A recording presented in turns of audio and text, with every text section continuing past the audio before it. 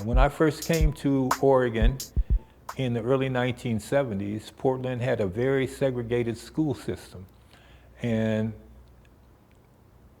they were under some pressure to do something about the segregated nature of Portland Public Schools.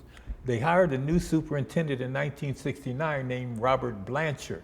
And they hired him essentially because they expected him to implement a plan of desegregation. And that eventually becomes what's called the Blanchard Plan. The Blanchard Plan for desegregation of the Portland Public Schools was to close all of the schools in the black community and to bus all of the black students from that community to outlying white schools in which they would, by policy, always be a distinct minority in those schools. There were always black people who were going before Portland Public School Board asking for various remedies. NAACP Education Committee, under the leadership of Bill McClendon, had approached them many times to address the inequities. They turned a deaf ear. So in '71, I left Adams and went to Portland Public Schools Administration Office. And one of my responsibilities was to help get the kids on the bus safely, see that they had breakfast, see that they arrived back home safely, and to see that they were treated fairly in the suburbs wherever they were being bused. In every suburb I went in, most of the kids were in classrooms alone. In some cases, kids were in with one other person. So my question to the teacher was always, how are our visitors doing on the busing? Oh, they're doing fine. Are there any problems? No, there's no problem. Well, I asked the principals the same thing, and they gave me the same answer. So my question after the first week or so of doing this questioning was, what's your evidence that they're okay? And they all, almost like they had a book, came up with there are no fights, they're not arguing with each other, and they're not pushing each other around. I said, that's fine, but is anybody talking to them? Is anybody helping them to have friends at the lunch hour or recess or any other time? Well, no, that's not our job. I said, it may not be your job, but that's something you need to do so the visitors feel welcome. Well, I didn't get any principals or teachers that would agree to do that. So I reported that to the administrator in the superintendent's office. Well, they said we need to do something about this, but they never did anything.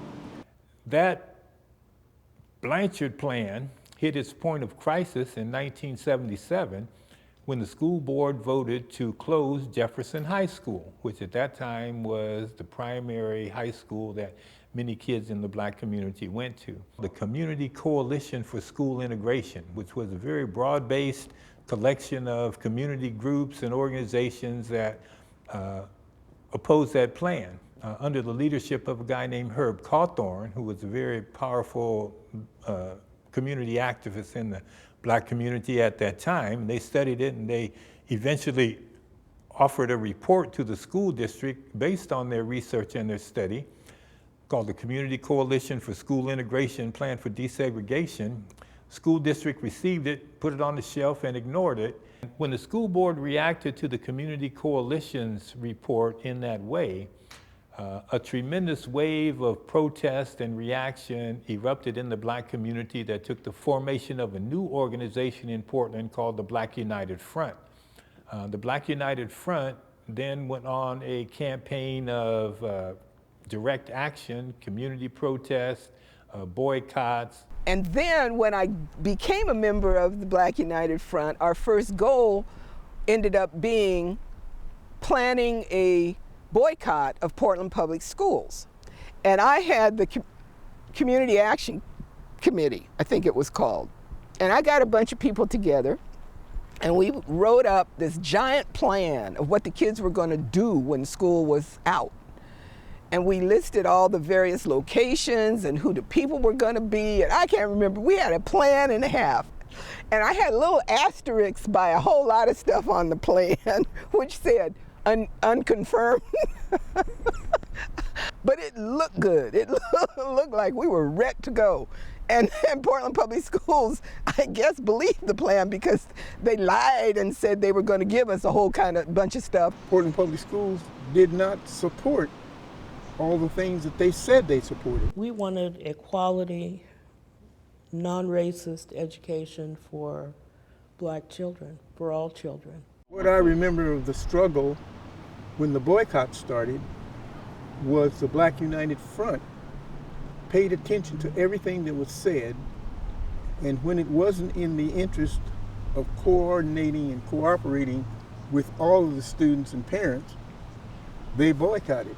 We had marches and demonstrations at the school board. We had, we did some very sophisticated things. That kind of activity that was reminiscent of the civil rights movement in the 1950s and 60s that eventually forced the board to fire Robert Blanchard as superintendent, discard his approach to desegregation, and adopt a new approach to desegregation that was more consistent with the desires and the philosophy of the Black United Front.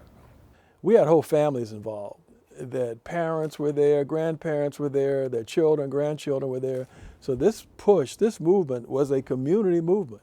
And any change, it's important for me to stress, any changes that we brought about at Portland Public Schools, it was a community movement.